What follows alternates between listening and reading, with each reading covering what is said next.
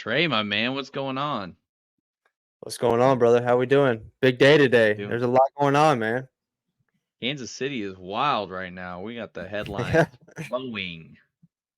Yes, sir. Yes, sir. Good and bad. Yeah, Good right. and bad. I Yeah. guess it all depends on where you sit on some of these things we're gonna go through tonight. I think you and I had talked about it. We were gonna kind of talk about franchise tag, do a little free agency preview, but then the KC news cycle just like threw us a curveball. Yeah, it's been a hell of a day with the talks of Tag and Sneed. MVS gets released today. Nice and early for my man. Go out there and find himself another job. Chiefsaholic. He has his court date today, and his lawyer is an absolute idiot. And then the NFLPA, the report card comes out. Not looking hot for the Chiefs. So a lot happened today, man. It's a lot of moving parts, and for the off season, this is about as exciting as it gets, unless we Yeah. sign some big name this off season. But this is the pinnacle right here, folks. So wrap It's this day peaks and up and enjoy valleys, it. baby. Peaks and valleys of the Yeah, off yeah, season. yeah, Well, yeah. Chiefsaholic, we'll start there and then kind of run through everything we were talking about there. He got charged. He's facing about 50 years in prison, 11 different robberies across the country. They finally caught his ass in Tulsa trying to rob a bank on the way to Houston for the Texans game. And, one documentary and about a year later, this is where we're at, where he's finally getting charged, or I guess officially has been charged with those different counts of robbery and whatnot. So facing 50 years in prison. The most fringe thing about this whole deal was exactly what you said. The lawyer, he's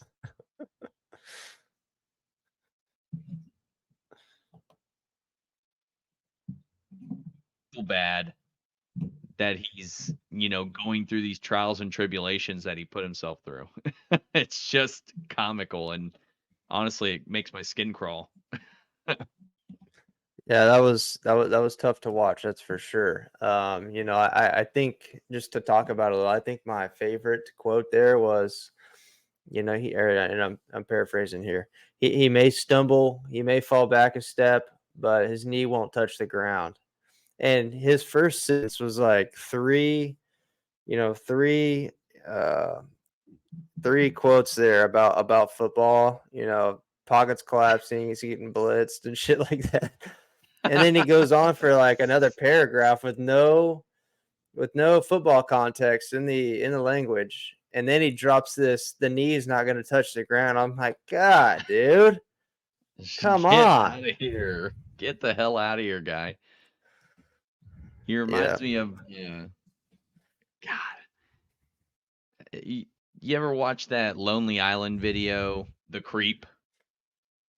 No, I don't think I'm tracking. Out there, if you guys have some time, it's called The Creep, and there's an actor in that. That lawyer looks exactly like that dude. A total slimy guy. I mean, those are just the Yeah, vibes I'm yeah. getting. Yeah. He's got the pizza box still on the ground from last week. Sleeps on the couch. Got the open sushi still on the table there. That's the vibe I'm getting from that cat. 100%. Let's close the book on Chiefsaholic. The lawyer was just something else. He's finally getting what he deserves. Good riddance. See you later. Done with the storyline. Yeah. Honestly, I was done with it when we first heard about it. So, it's For sure. just a bad mark on Chiefs Kingdom. But, yeah, moving into MVS here, Chiefs are going to save 12 mil on cap space moving into this offseason. And it happens early, like I said earlier, and where they're cutting MVS, two-time Super Bowl champion with the Kansas City Chiefs the last 2 years. Had a pretty decent season last year.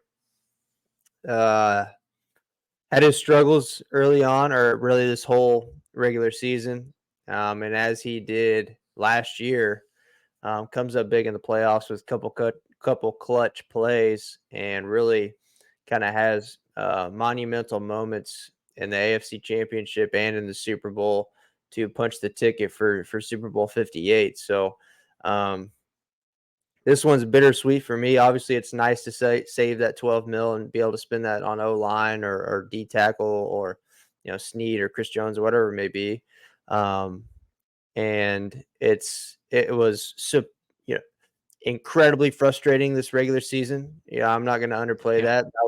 That was really tough to watch, all those drops this regular season. Um, but he did make some big plays. But I don't think those big plays overcame all the miscues this regular season. I think the miscues, the drops, all those things, I think they overshadow those plays in the big moments.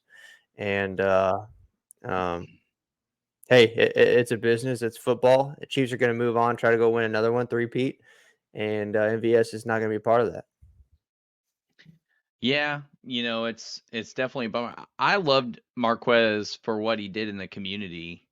Had a charity softball game that he hosted out there at Legends Field in KCK. Had a lot of other initiatives going on where he made sure to give back while he was here in Kansas City in that short 2-year window.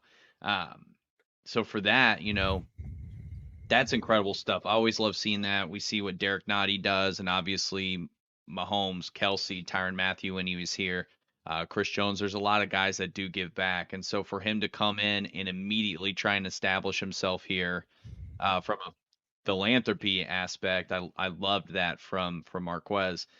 The savings is, I mean, it speaks for itself. You know what I mean? $12 million. We're juggling two big time free agents in Sneed and Chris Jones. We got to make those sacrifices somewhere. He counts for 2 million dead money. So I mean, if he ends up wanting to come back for that 2-3 million, maybe the Chiefs entertain something like that. But um, you know, the frustration clearly was there throughout the regular season last year or this past season, but you're never going to forget what he did in that Cincinnati Bengals AFC Championship win, right? When he kind of took over, it was him and McCole and I think Marcus Kemp was like a third receiver or something like that. Like those, like Sure. he showed up in that game. He had the game sealing catch against Baltimore. He caught a touchdown in the Super Bowl. Um, you got to be appreciative of those moments at least. And I think you mentioned those. So it doesn't go unnoticed what he was able to do for us in the postseason, but just doesn't justify the price tag. We saw the same thing with Frank Clark coming into his last season, right? Great postseason player, contributed a Yeah. lot of fantastic moments, but the regular season frustrations didn't merit the price tag. And so we're kind of finding ourselves here in the same space with MVS. So wishing him the best as we kind of move through this off season. A player I just touched on, L'Jarius Sneed, that tag has been placed. It's official on Monday when that deadline strikes at 4 p.m. Eastern time. But Yep. the Chiefs are kind of giving him some flexibility, right? They're allowing Yeah. him and his representation to seek out a trade while communicating with them on a potential extension. Who knows what's going to happen? The Chiefs aren't going to make a deal just to make a deal for L'Jarius Sneed. I think worst case, he plays here on the 1 year. Best case, we get him an extension, and somewhere in the middle there, we get some draft capital back in a trade if we don't have L'Jarius Sneed um, long term. Evan brought up something in our roundtable that I think is being overlooked in the whole L'Jarius Sneed situation, and I think it's his age coming out of his rookie contract. He's 27 years old. Typically, you're seeing players, especially at his position, in their rookie deal at 24, 25, and we know that there's a performance drop off for corners typically around age 30. So, really, how long term of a deal can you place on a cornerback his age? I'm not entirely sure. Someone's going to pay it, right? That Yep. price tag is going to be is justified. Don't get me wrong for what he's done up to this point. But you just got to worry about the back end of those deals, and in my mind, that's a situation Veach just hasn't put himself into.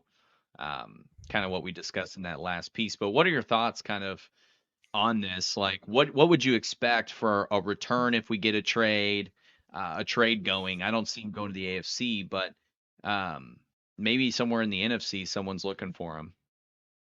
Yeah, I could honestly see him going AFC, bottom tier Mm. team. A team that needs a piece and is willing to give up a lot for it. What that team is, I don't know.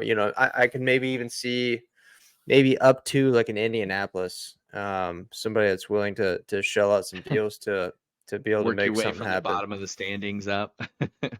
Yeah. So, I got two thoughts here as far as L'Jarius Sneed. Obviously, I'm in Camp Sneed. I want to keep him on the team. I think the age thing, I hadn't thought about that either until Evan brought that up. But the thing there for me is when you look at guys that peak at cornerback, it usually happens around the age of 25. And I don't know this for fact. I'm just talking from, thinking back to for years. I think there's maybe one or two guys. Darrell Revis is probably outside of that. He was definitely probably 28, 29 when he was peaking. But I think there's just a shift in where his game came in. Whereas it came for L'Jarius Sneed at 27, where Xavier Howard came at 24, 25, right? And we've already seen that cliff on Howard compared to what he did 2 or 3 years ago. So I'm not. That doesn't really affect my decision making. Brett Veach, obviously that's a game changer for him. I'm okay with 3 years. Pay. We'll have L'Jarius Sneed for until he's 30 years old. I'm all right with that. We've seen him be a role player. He's not always the number one cornerback on the edge. He can play the slot well. It's where he started out playing great ball for the Chiefs. So if we have another young guy that comes in, then we could have McDuffie at the one, another young guy at the two. Maybe that's Connor. And L'Jarius Sneed is in there at the slot. He's got the tight ends. He's got those shifty slot receivers, whatever it may be. I like that situation as well.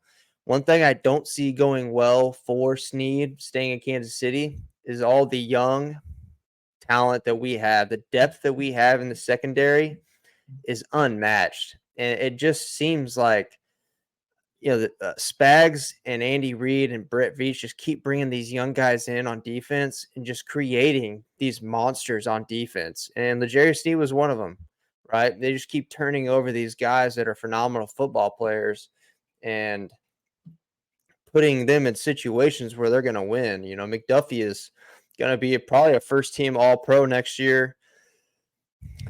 Brian Cook had a chance Man, to be, a top 10 safety.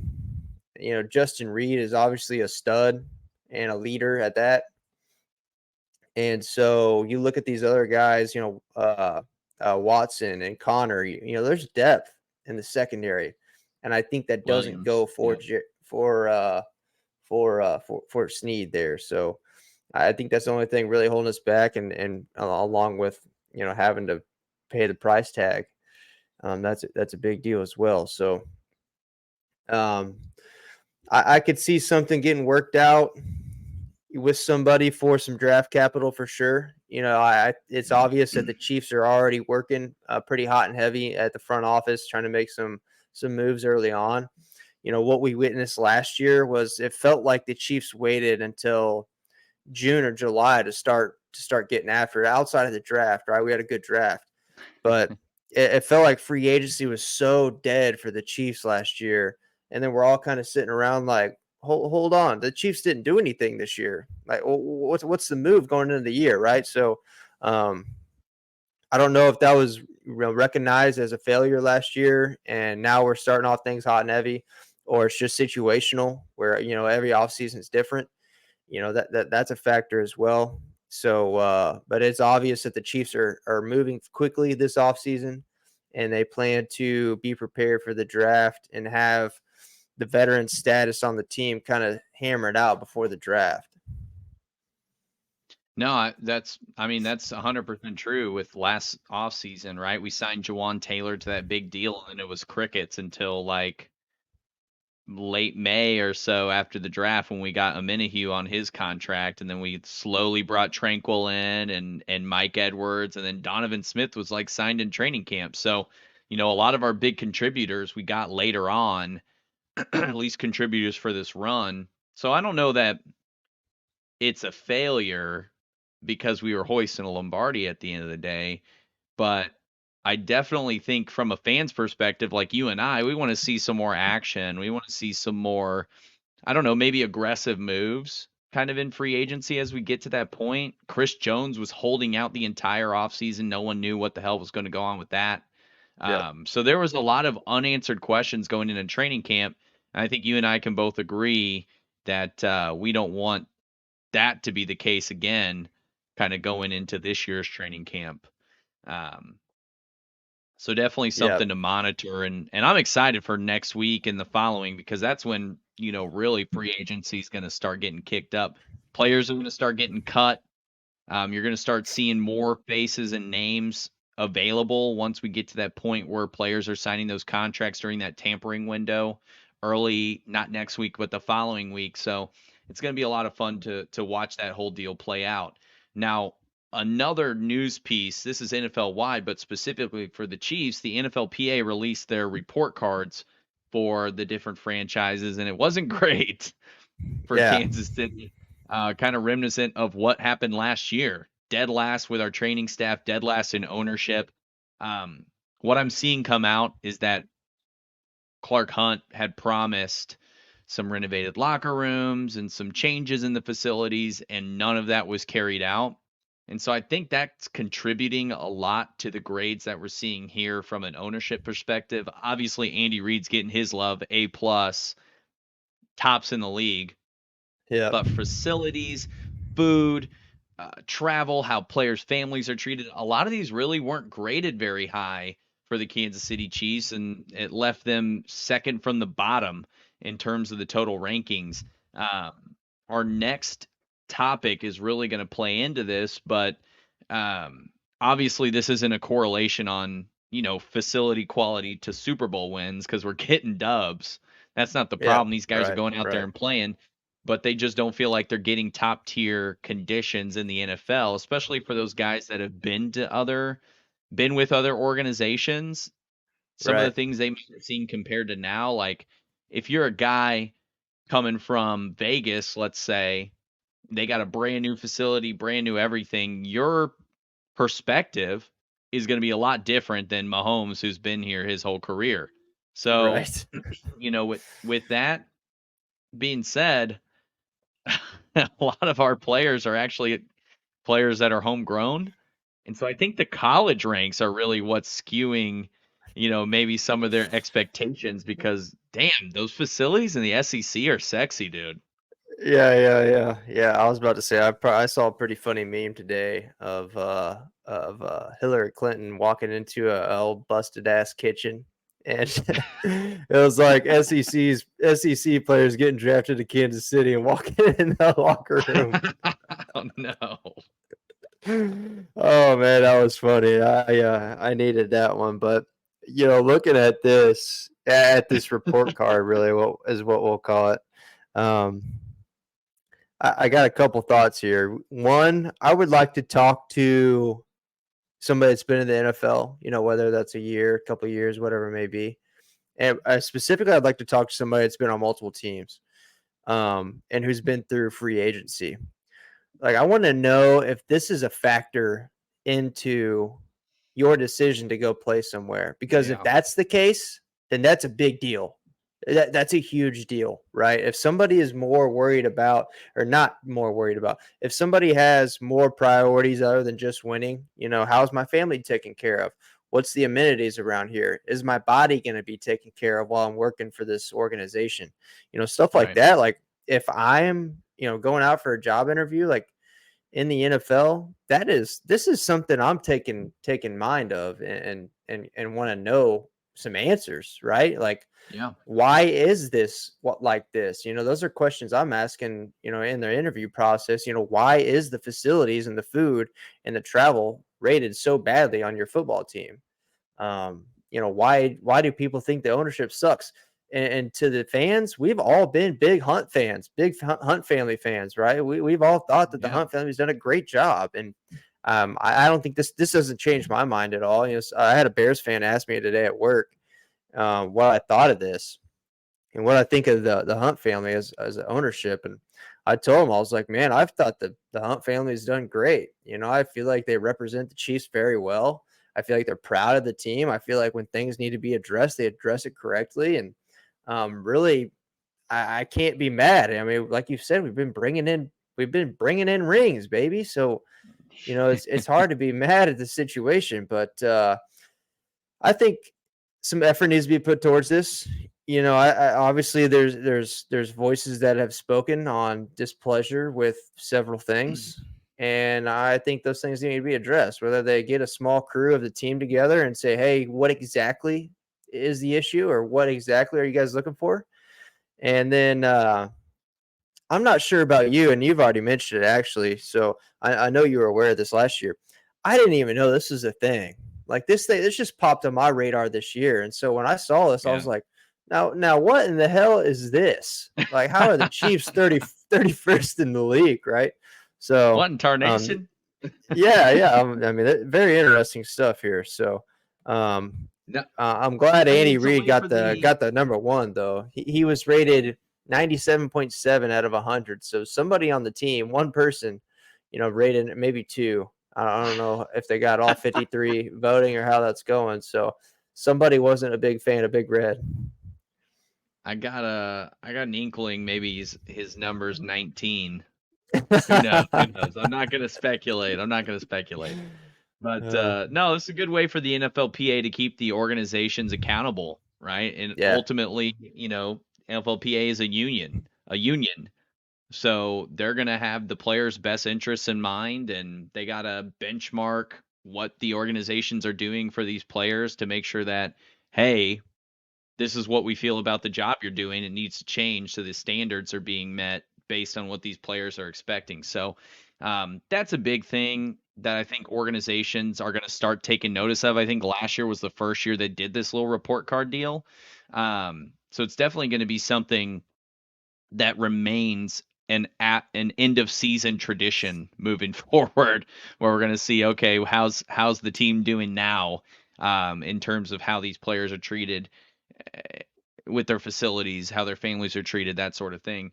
I think a lot of this facilities talk directly correlates with the other piece that was announced today, and the Chiefs held a press conference and showed us some renderings of what this renovation is going to look like. So, anyone that lives here in Kansas City, you guys have heard about this 3/8 cents tax that's on the ballot for April, in Jackson County.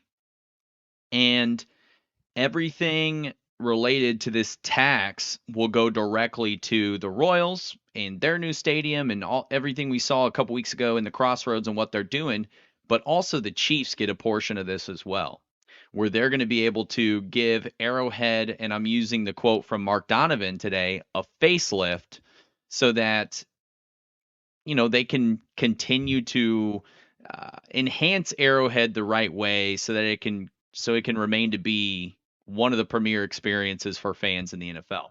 So, $80 million project, about 500 million is going to be on the public. Another 300 million plus any overtures in that project are going to be covered by ownership in the Hunt family. I was not impressed with the renderings, to give you 100% honesty. I was not impressed with what they rolled out. I mean, basically, they're saying we're going to give you a new tunnel to get to yeah, the stadium from those further lots. We're going to put a roof over the upper level concourse. We're going to put a bigger jumbotron in the stadium, and then everything else, all of those other benefits are things that you probably aren't going to experience, Mr. Common Fan, Mr. or Mrs. Common Fan who's footing the bill, right? They're going to yeah, build this enhanced fan zone experience. Any diehard fan here in Kansas City is running their own tailgate. They're not going to that fan zone. It's going to be a bunch of people from out of town. At least this is the way I'm viewing it. yeah, They're going to have yeah. No, field level suites, yeah, VIP entrances, so Paul Rudd and Taylor Swift can get in unscathed. yeah, And then they're going to have all of these other pieces that really just aren't going to benefit the vast 90% of the taxpayers that are putting in on this new renovation. Now, Yeah. something that might generate some more revenue, blah, blah, blah. Players get some more facilities. That's great. Get better grades on your report card at the end of the year. But for me as a fan, and for a lot of these other fans who are going to be footing the bill for these additions, I just expected more for those people, if that makes sense.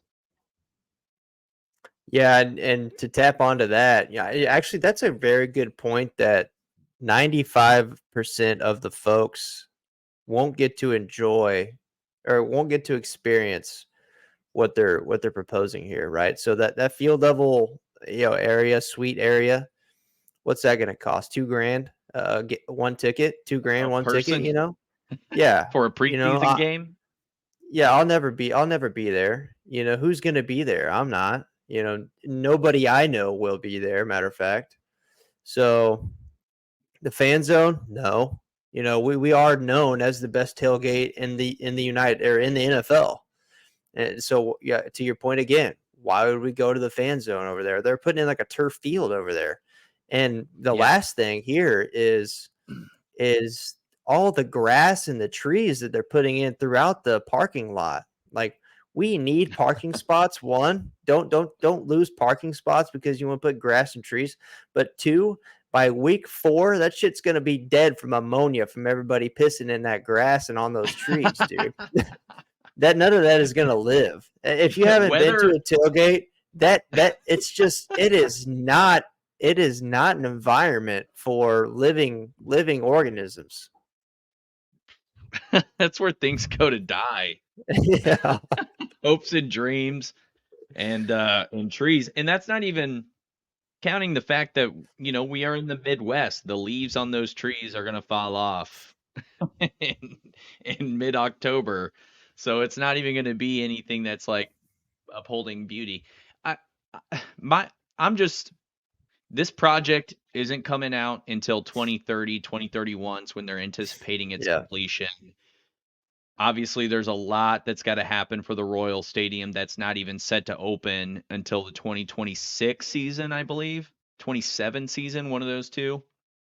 So a lot can change. A lot can change.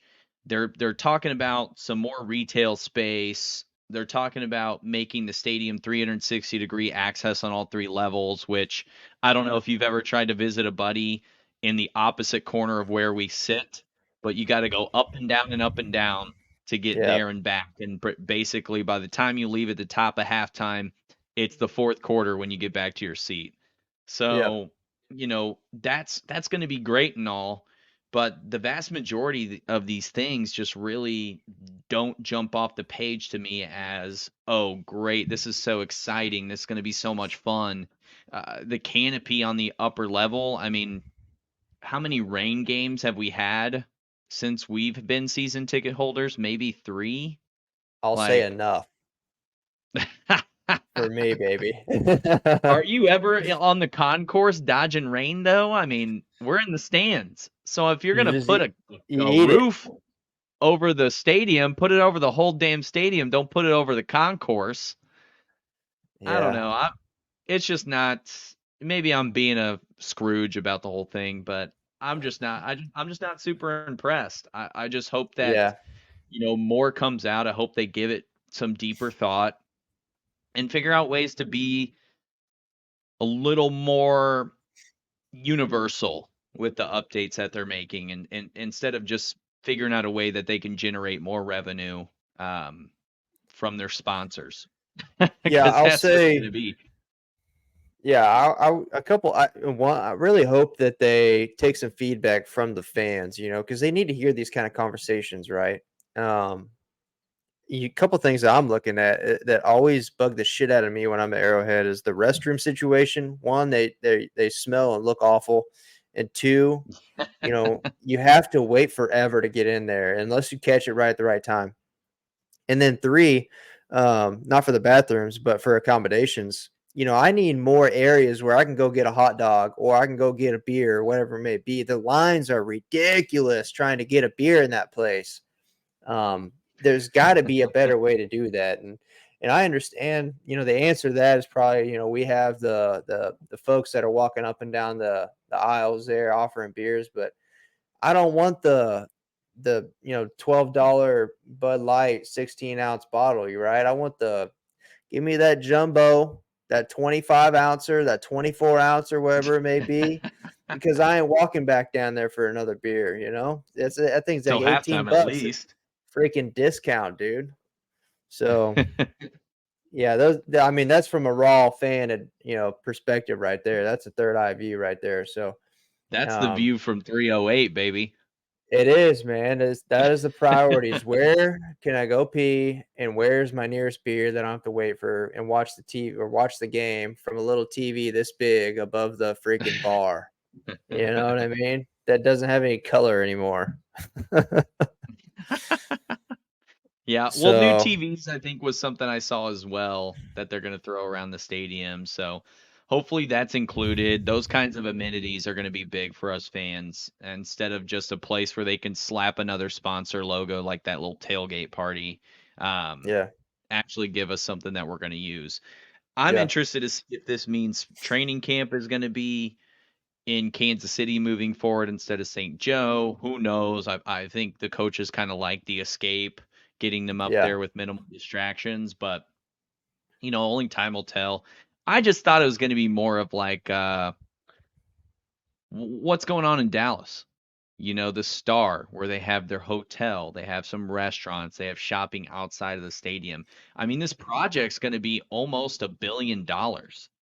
Yeah, that was Mark Donovan was asked about that. I don't know if he saw that, but the response to that was kind of, this just isn't the area to try to develop, is pretty much what he said. Mm. And it's not, it's that I area mean, around he's Arrowhead's not kind of a wrong. shithole. Yeah. The Yeah. surrounding So, area isn't the best anymore. yeah. Yeah. Yeah. Saying it very lightly there. Yeah. But yeah, it'll be exciting. The good thing about this for Arrowhead is we have time, right? There's Yep. there's going to be, and hopefully again they take some feedback from fans and make some adjustments and try to make this thing work for everybody and work for us. That's who it needs to work for, is for us. Not just Chiefs, Yep. the Chiefs organization, but it needs to work for you and I and every other Chiefs fan. So, yeah, a Hmm. lot happened today, Dan. It was a good day for Chiefs fans. A lot of kind of ups and downs, I guess, really, but a lot of news.